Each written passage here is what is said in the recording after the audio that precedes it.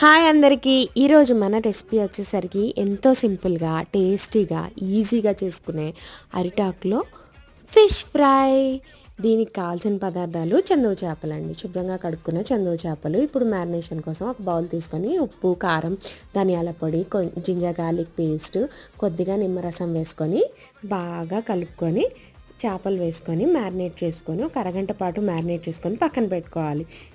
ఇప్పుడు డీప్ ఫ్రైకి తగ్గట్టు ఒక ప్యాన్ తీసుకొని మన చేపలన్నీ ఇలా సర్దుకొని ఫ్రై చేసుకోవాలన్నమాట. గోల్డెన్ బ్రౌన్ వచ్చేంత వరకు ఫ్రై చేసుకోవాలి. మనకి ఇంగ్రీడియంట్ ఏంటి? మసాలా.